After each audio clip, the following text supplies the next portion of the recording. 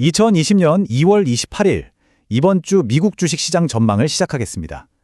지난주까지만 해도 AI에 대한 기대와 우려가 시장을 뜨겁게 달궜는데요. 주말 사이에 갑자기 터진 지정학적 격변이라는 아주 큰 변수가 등장했습니다. 네, 지난주는 정말 AI가 시장의 가장 큰 화두였죠. 그런데 주말 동안 갑작스럽게 전쟁이 터지면서 이 모든 분위기가 바뀌었습니다. 과연 이번 주 시장은 어디로 향하게 될까요? 지난주의 기술주 불안부터 중동의 지정학적 변화까지 시장을 움직일 핵심 요인들을 지금부터 하나씩 짚어보겠습니다. 순서는 이렇습니다. 먼저 지난주 시장 흐름을 빠르게 복귀하고요. 그 다음에 주말 사이 중동에서 일어난 이 판도를 뒤흔든 지정학적 사건을 분석하겠습니다.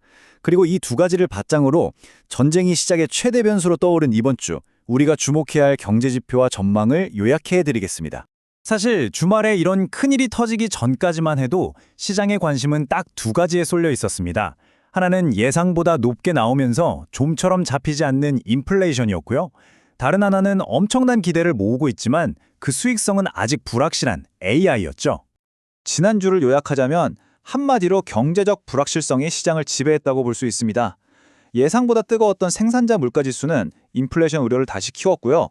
또 역대급 실적을 발표한 엔비디아의 주가가 오히려 하락하면서 AI의 실질적인 수익성에 대한 논쟁은 더 깊어졌습니다. 이 차트를 보시면 AI에 대한 불안감이 얼마나 광범위했는지 바로 알 수 있습니다.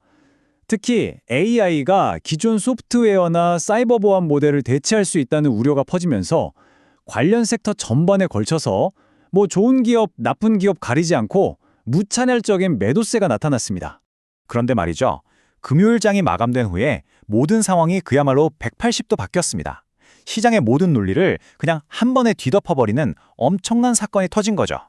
바로 토요일 미국과 이스라엘이 오퍼레이션 에픽 퓨리, 우리말로 격렬한 분노 작전이라는 이름의 합동 군사작전을 개시했습니다. 이 작전은 이란 전역의 핵심 정부 및 군사시설을 정밀 타격하는 것을 목표로 했습니다. 그리고 일요일, 이란 국영 언론을 통해 정말 충격적인 소식이 전해졌습니다. 1989년부터 무려 30년 넘게 이란을 통치해온 최고 지도자 아야톨라 알리 하메네이가 초기 공습으로 사망했다는 사실을 공식적으로 확인한 겁니다. 최고 지도자의 사망으로 이란의 리더십에 공백이 생긴 지금, 이 분쟁은 이번 주 시장의 방향을 결정할 가장 중요한 단 하나의 변수가 되었습니다. 이 새로운 현실이 경제에 어떤 영향을 미칠지 한번 분석해 보겠습니다. 자, 이제 시장은 크게 두 가지 시나리오를 보고 있습니다. 분쟁이 빨리 끝나는 최상의 시나리오와 반대로 질질 끌면서 장기화되는 최악의 시나리오죠. 이 두 갈래 길은 세계 경제에 전혀 다른 결과를 가져올 겁니다. 그리고 그 최악의 시나리오에서 가장 큰 리스크는 바로 유가입니다. 만약 분쟁이 길어지면 이란이 세계 원유 수송량의 핵심 통로인 호르무즈 해협을 막으려고 할 수 있거든요. 이럴 경우 유가는 보시는 것처럼 배럴당 120달러까지 치솟으면서 전 세계 에너지 가격에 엄청난 충격을 줄 수 있습니다.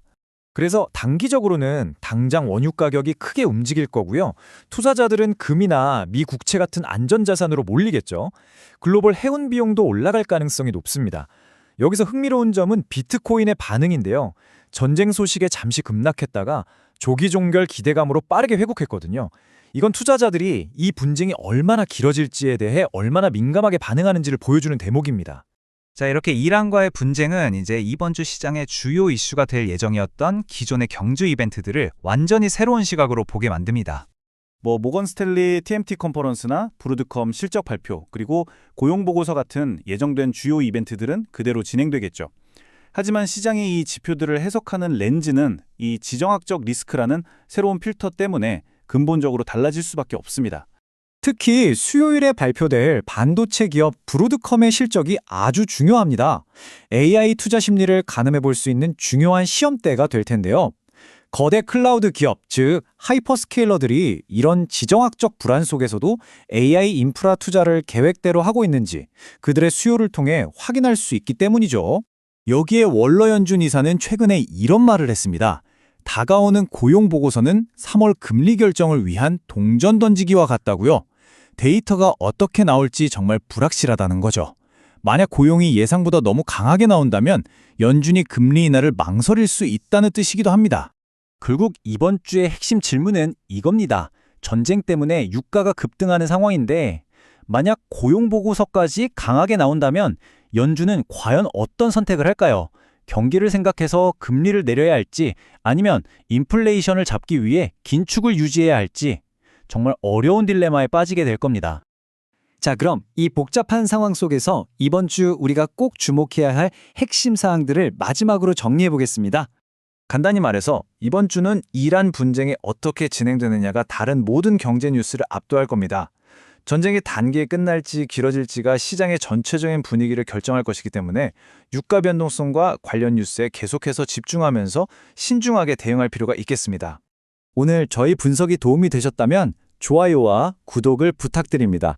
여러분의 응원은 저희가 계속해서 명확하고 간결한 시장 분석을 만드는데 정말 큰 힘이 됩니다. 마지막으로 이 내용은 특정 자산에 대한 투자 권유가 아닌 정보 제공을 위한 것이므로 모든 투자의 책임은 투자자 본인에게 있음을 알려드립니다. 시청해주셔서 감사합니다.